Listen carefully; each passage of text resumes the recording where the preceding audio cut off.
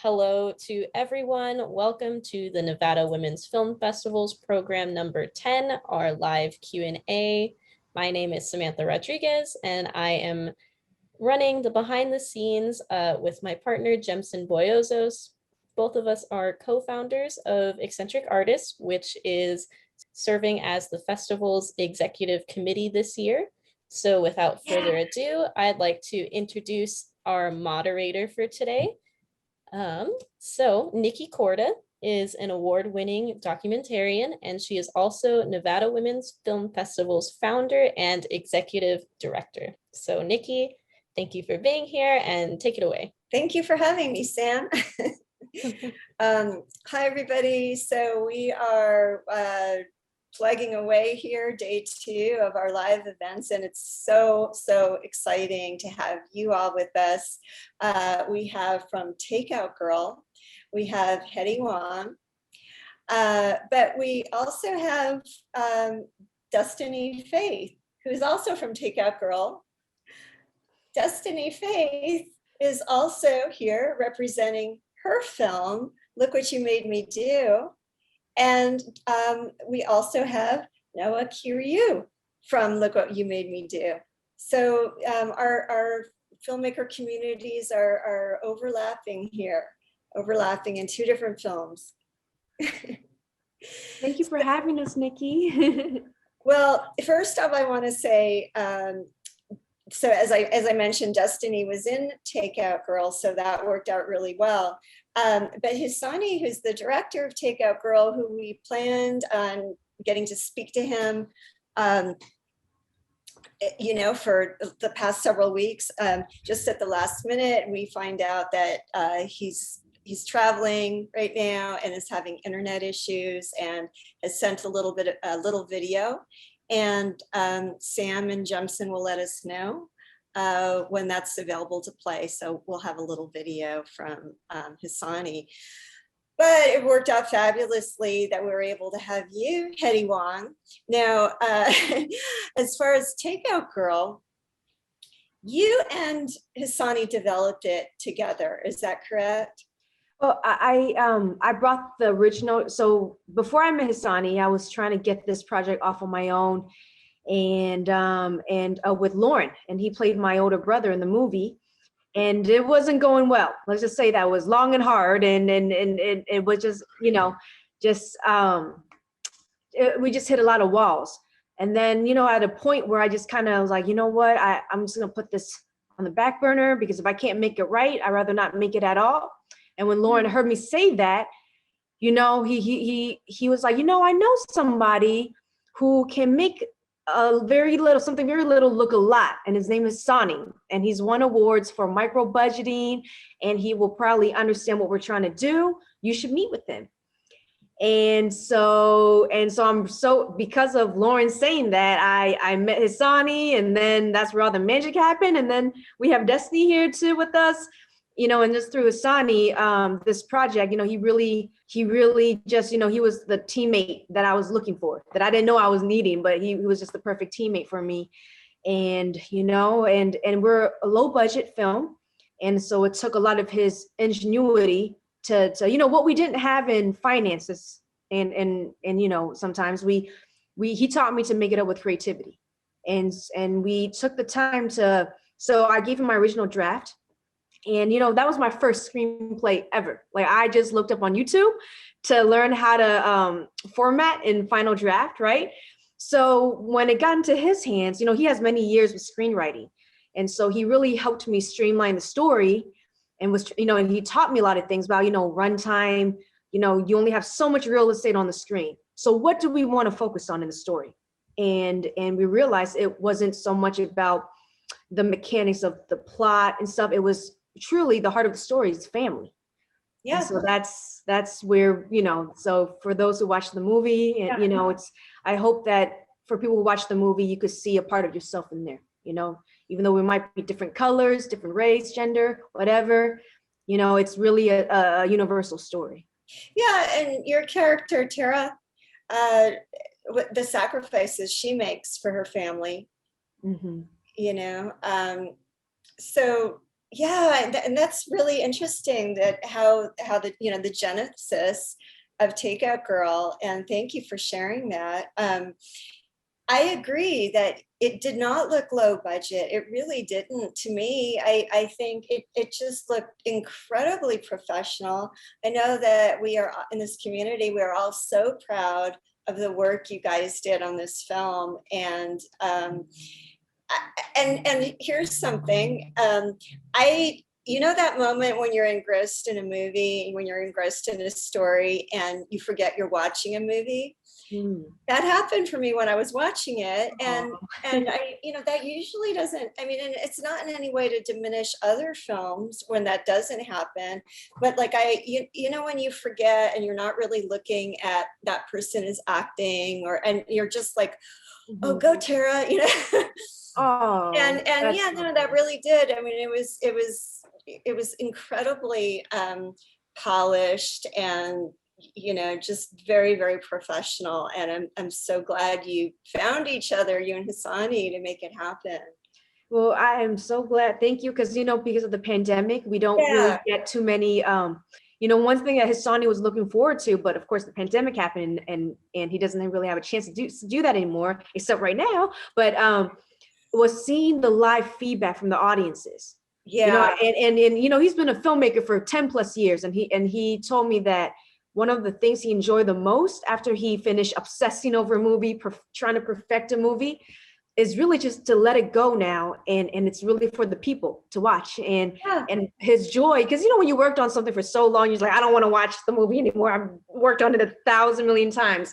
But his joy comes from watching the audience watch his movie.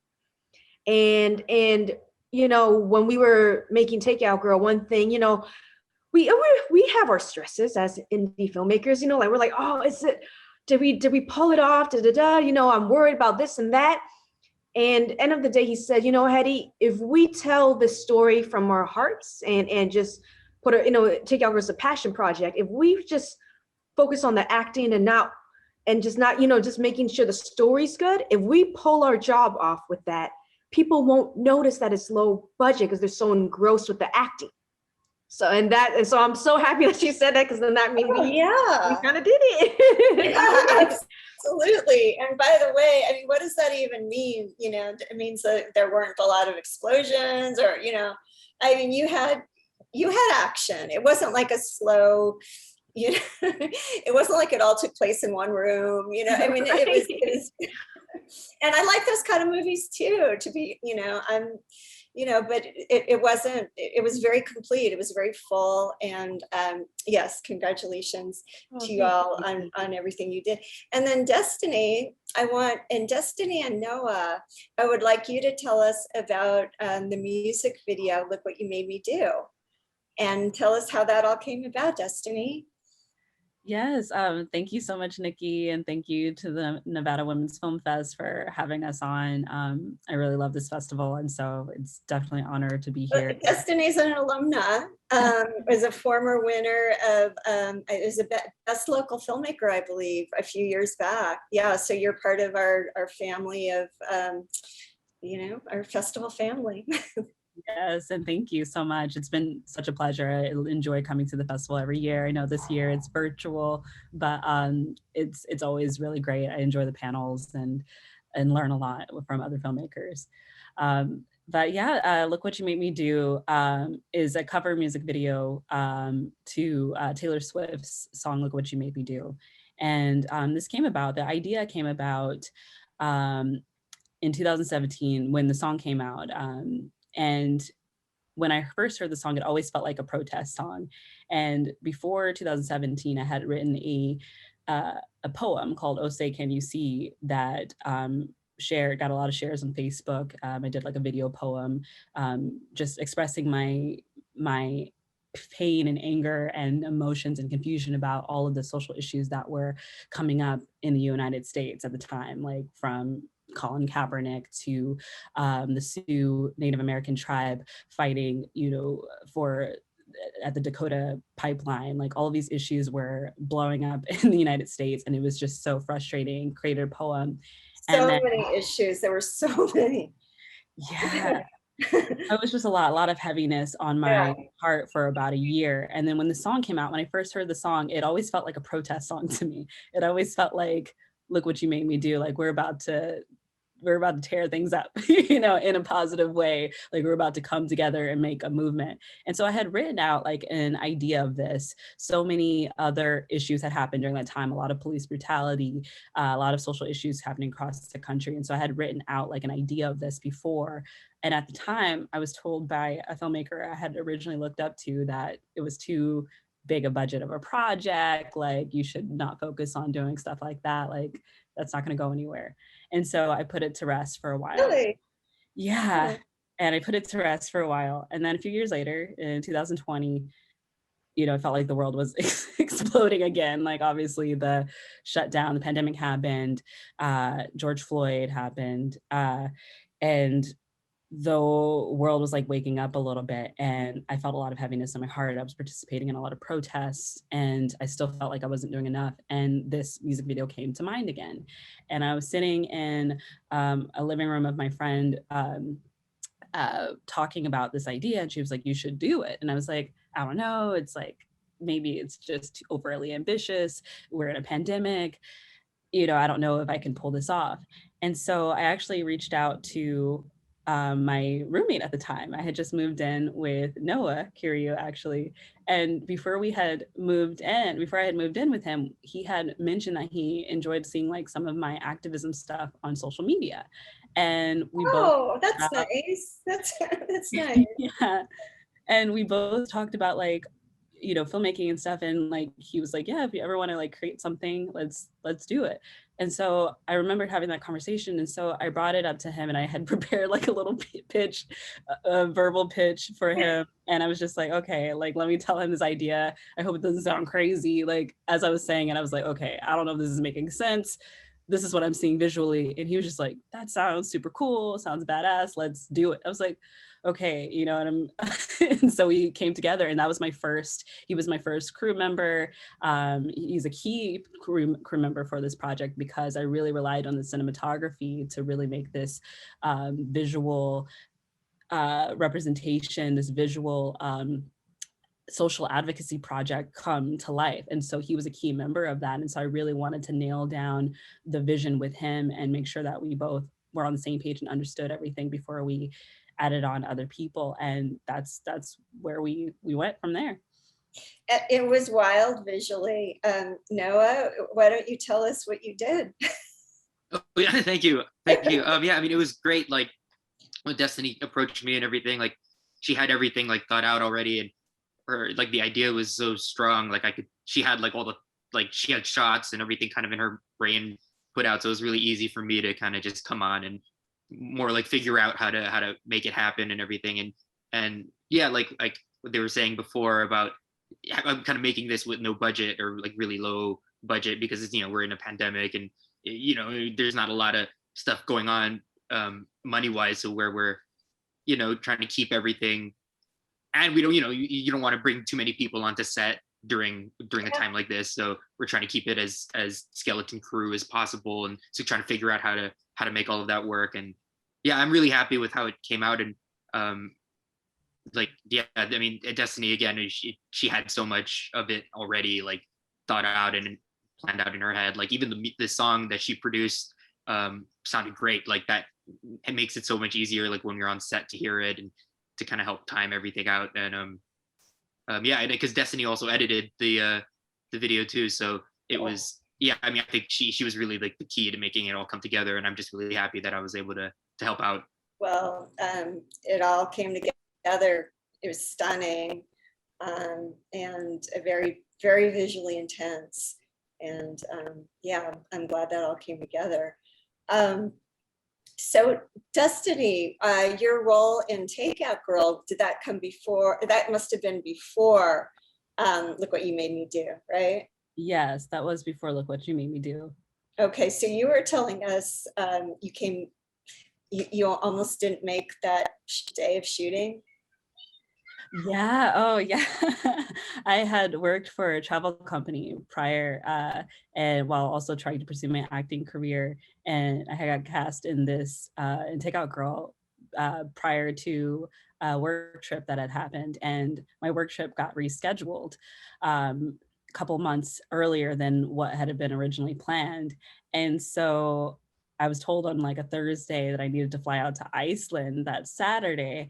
And I was like, okay, well, as long as I can make it back the day before the shoot, like I need at least like a 24-hour timeline in between like flying in and being on set the next day, then I'm willing to do that, because normally I'm sent out weeks at a time for some of those work trips. And so they flew me out, and I got back the day before we shot, and like fell asleep. It went right into shooting the next morning. And so it was pretty wild.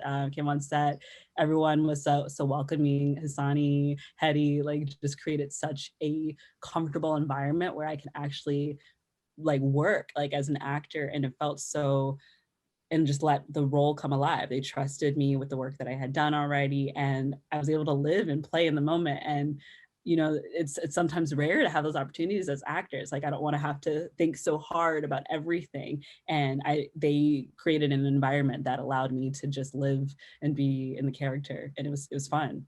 So Hedy, tell us about how, well, your character Tara encounters Destiny when you're visiting. Yeah. In fact, why don't you explain? Yeah, so Tara makes her, I believe, was it her first? I think it's her first drop, right? Her first delivery. And she knocks on the door, and Destiny's character come up looking a mess, right? So I'm just like, okay, well, where's the guy I'm supposed to drop this off to?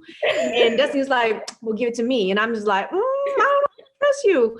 And so there was that fun, tense back and forth. And it was just so fun. And since Destiny was talking about acting and coming from Iceland, like I remember doing my scenes and it was like during the summer of Vegas. And I just remember the cicadas. Am I saying that word right? Cicadas, the loud bugs. I remember that going on. I'm like, oh gosh, I don't know about the audio, but Destiny's, you know, like I said, she talented actress. She just made it fun for me. And that back and forth we had, we just took our time with it. And we took our time, like, you know, like judging each other. And then I get in and she made my job easy to play Tara, because she was just committed to her character. And she, and I think it's beautiful when actors and actresses, we take our time to live it out in front of each other. Yeah. You know, and we give each other the space to live it out. And I just remember just from Tara knocking on the door, doing, you know, the little weird interaction that she wasn't sure about. And then Destiny's character going, all right, come inside. And then I go inside. I'm like, well, this is definitely a mess. Damn it. Like, I got to find Deuce. And it was fun. It was fun. It was a very fun day. Caslin, there was another actress with Destiny Caslin. So we have the two girls on the couches. I mean, Destiny, should we tell them, like, what did you think your character was smoking that day? I don't know where we're supposed to say that live, but go ahead. Give us your character breakdown. Like, what did you think your character was doing that day? I was curious. She was on something. She was zoned out. She was super chill, but she had an attitude. She was just like, she was on something, because she looked a hot mess. Right. Still had this cool like confidence about her, like no worries in the world. Even when there's this little interaction that happens, I don't want to, you know, ruin the surprise for you guys. Yeah. I mean, you know, I figure everybody's seen the movie, but you never know. Right. It was just fun, and Hassani's, the way Hassani edit. Like, another thing is that currently I'm working on the subtitles for the movie, the foreign subtitles. So I get a chance to, you know, watch the movie like again and again and again as I correct these subtitles. And, you know, like Destiny, the way she like looks at Tara, it's like Hassani was really good at editing all of our body language acting together in the scene, you know. And I was telling him today, I was like, you know, he doesn't rely on just dialogue to push like the conversation ahead. It's really body language. Body language makes up like 70% of our communication in some ways. Like, it's a high percentage, more so than you think.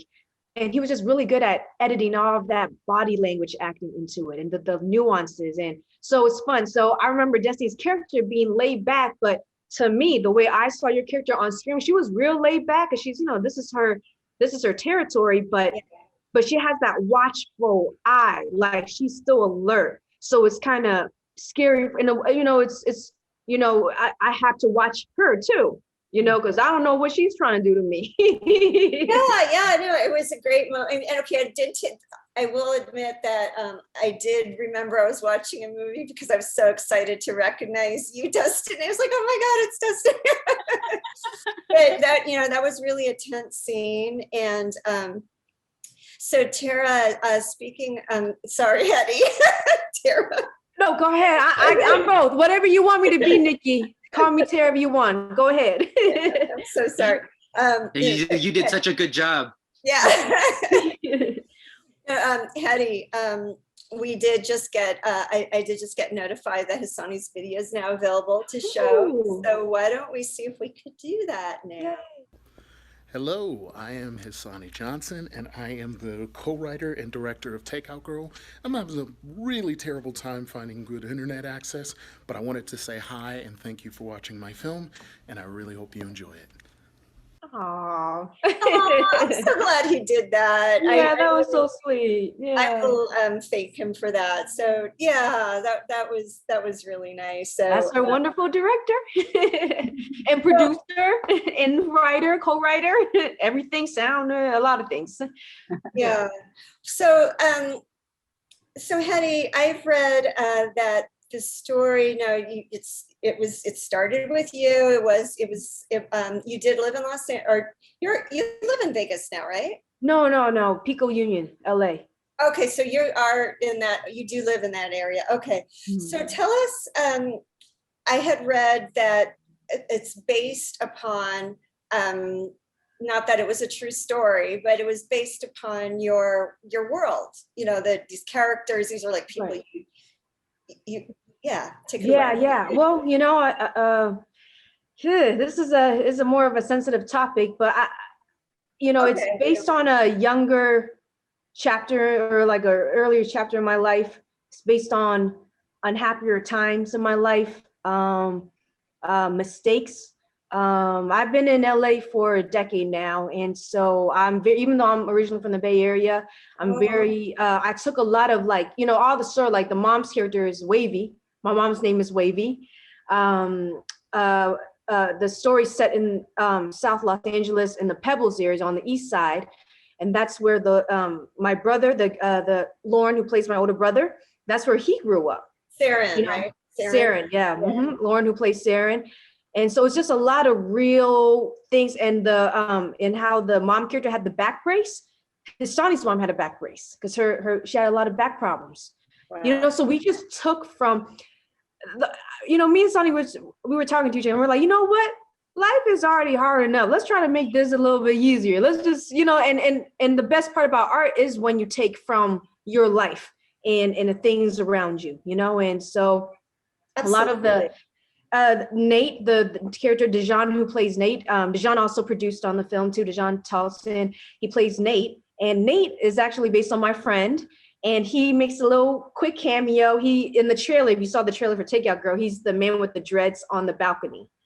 So that's the real Nate that I based the character off of. He's a sweet man, a poet. And so, it's just a lot of things, just there's a lot of real things going on. I'm not sure how much I should reveal on a live stream, but yeah. I think there's a trend toward that now. If you look at what Chloe Zhao did with Nomadland, there was a lot of reality there. It was it wasn't in any way, a documentary, of course not, but there were some documentary elements to that film. And I'm wondering, do you see that as a trend going forward, where there's really a mesh of reality in our fiction? Yeah, I feel like that's where, the most authentic stories come from people who lived it and who know it, who know it. And, we're not talking about, Star Wars or True Blood, you know, vampires, and we're talking about, you know, just real life stories, especially minority stories. You know, this story for Asian Americans, you know, there are stories about immigrants and Asian Americans in Hollywood, not much, but there are some. But even then, that doesn't really, for me, I don't see the people I know in those movies, like the people around me, because I grew up with a lot of refugees and immigrants, and I didn't see those type of working class blue collar folks in movies like that. And there was Minari, and that was when I saw that movie too. But to me, sometimes, as you know, minority amongst minorities, the stories that gets put out in Hollywood is a little unproblematic, or let me say clean. It's very clean cut. Okay. You know, it's like, oh, hardworking family, you know, and all that. You know, and our story is a little in the gray area. Like, who is Tara? You know, is she? It seems like she's struggling, but it seems like she also has her own plans. But her plans may not be the most PC thing, you know, to say out loud. But for me, it represented a reality that I was familiar with, and it represents some of the people I know, you know, and I wanted to share our stories on screen like that. And no, by no means we're trying to glorify or promote a certain lifestyle, because if you really watch this movie, it's a cautionary tale, and it's really a story about, you know, our mistakes and the mistakes we make trying to pursue something. That is so well said. Absolutely. I mean, Tara's kind of an anti-hero, and don't we love our anti-heroes in films? You know, they're human. You know, what would you do? Or, you know, person finds themselves in a certain situation, and, you know, it's relatable. It's very relatable. So you were saying that growing up, you didn't feel represented. You didn't feel like your culture was represented in an authentic way. You know, we see glimpses of it. I believe I remember being in school and I saw the movie Joy Luck Club, and I couldn't believe it was like an American movie, because it was there were so many things I saw a lot of, you know, representation of what I know in there. But so you get glimpses of that throughout time. Not a lot, but you get glimpses of that. But I love Amy Tan, by the way. I love her. Right, and that was an amazing story. But, you know, like, for example, recently we have Crazy Rich Asians, which I loved. I enjoyed. It was fun. It's supposed to be a fun movie. But what happens when you have very little representation? Other people start to, you know, see that movie, it's popular. They'll think like, oh, all Asians are rich and crazy rich to be, you know, on top of that. Because when you don't have a lot of representation, then that one representation becomes everything, you know? And you can't blame people. You can't blame people for thinking that. It's just, you know, that's just how the masses think. And so for Takeout Girl, I'm not trying to say all Asians are like the ones, you know, are represented in Takeout Girl. I'm just saying that my movie, my story, you know, our movie is just adding to that narrative, to adding another texture to that Asian American story experience. Yeah. Mm-hmm. Yeah, you're not a monolith. Mm-hmm. Yeah, mm-hmm. Absolutely.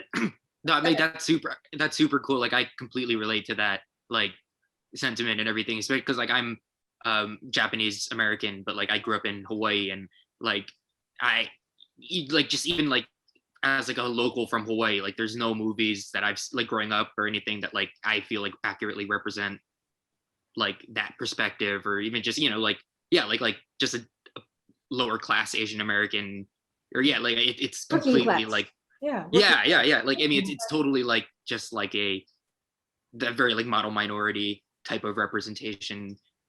So yeah, I mean, that's super cool that we're able to tell these types of stories now and everything like that. That's great. Yeah, I mean, I'm grateful because to able to tell a story with all of its, you know, like I always say to people, you know, like we should be able to tell our stories about our grace and our mistakes. Yeah. You know, and same way, because every community have our, you know, the great things that happen and some of the bad things that happen, and nobody should be judged by the right, you know, the worst of it, right? Yeah, the worst of it.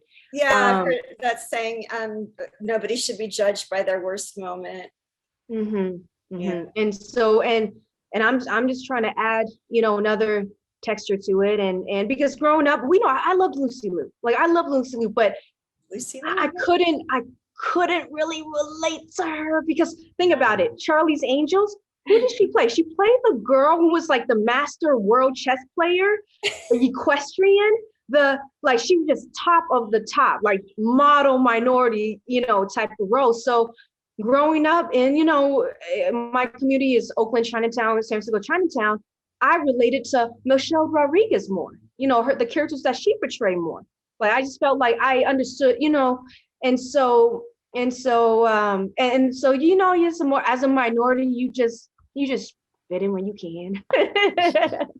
but I like Lucy Liu, but I related more to Michelle Rodriguez. That's interesting. Now, I mean, this was not an American film, what I'm about to mention, but what did you all think of Parasite?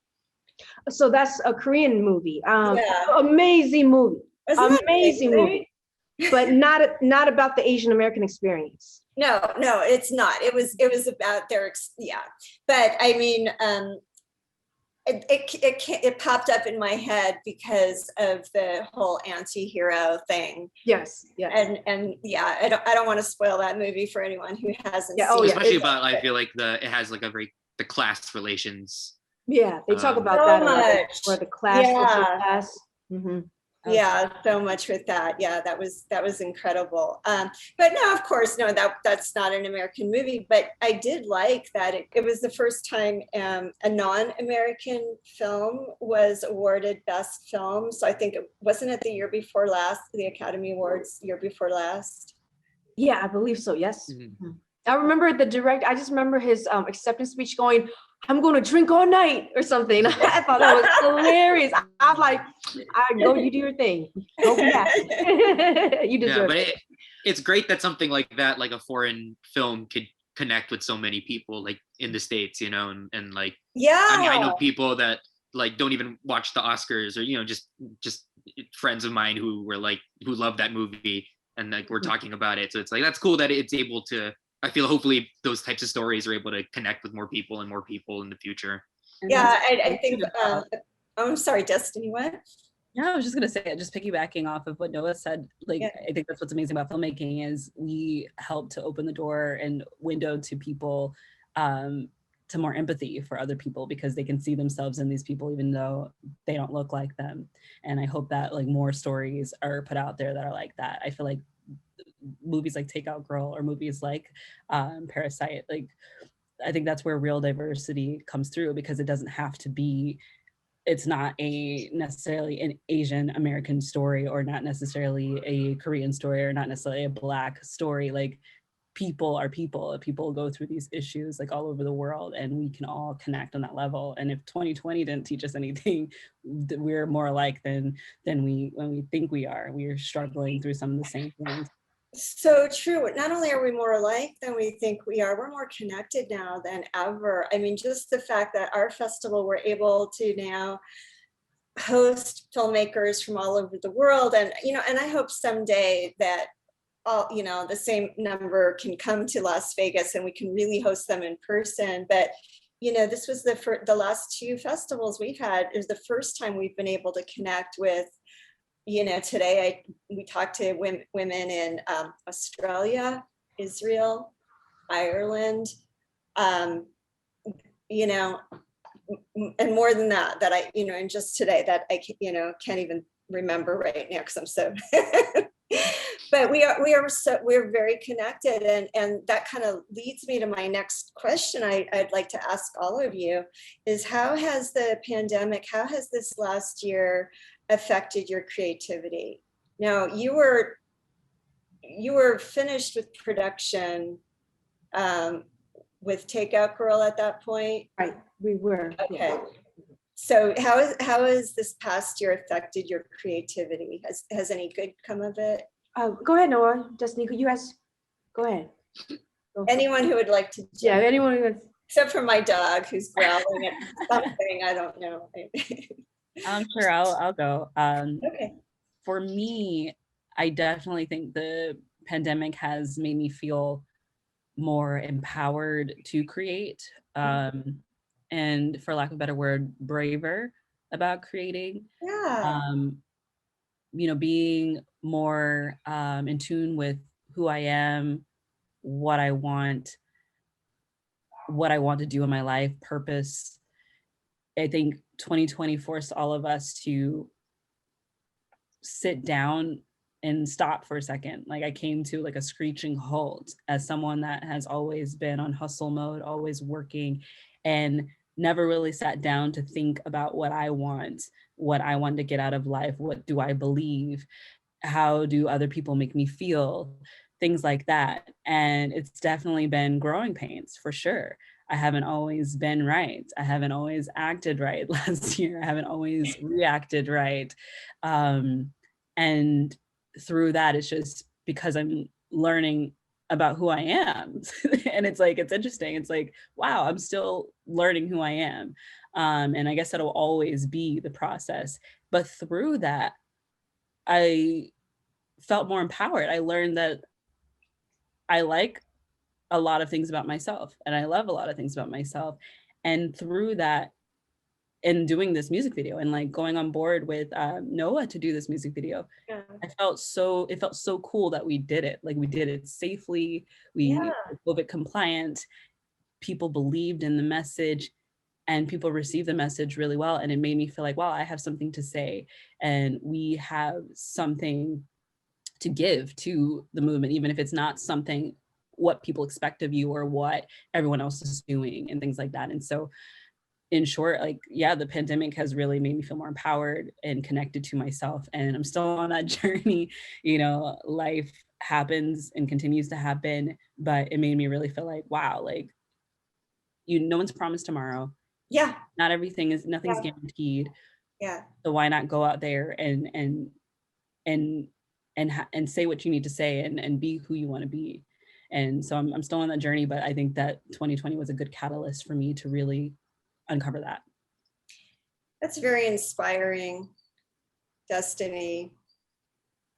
And thank you for reminding us all of that. And you're right, you know, tomorrow isn't promised, and we did sure learn that this past year.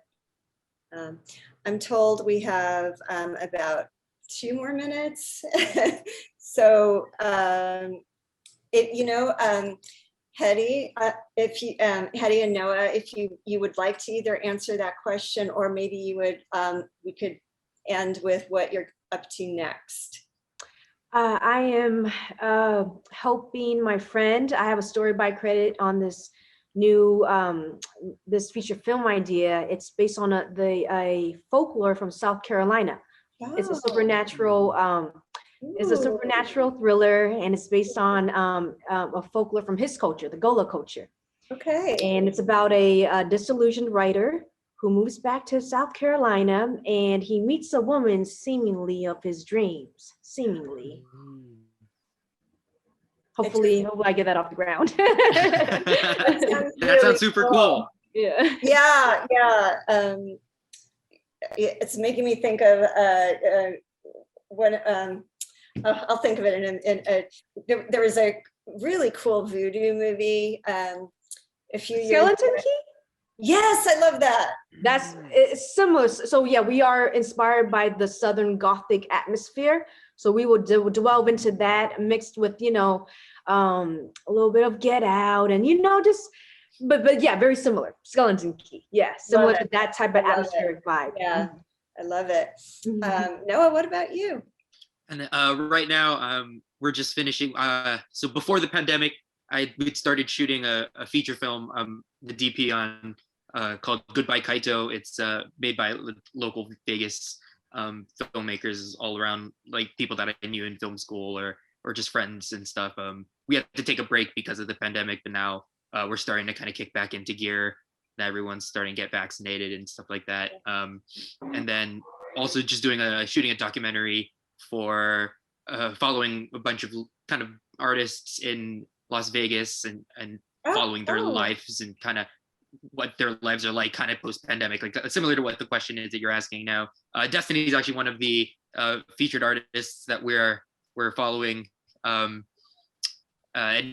hopefully we're just trying to start to get that off the ground now that it's safer to start kind of I want to talk to you guys more about that later because we don't have enough time, but I love that. That's really cool. So thank you all so much for taking your time and joining us. And Hedy, I'm so glad it worked out that you were able to join us, and thank Hassani for me, and Destiny, thank you. And Noah, thank you. It was such a pleasure chatting with all of you. And we do have an in-person event. It's tomorrow night.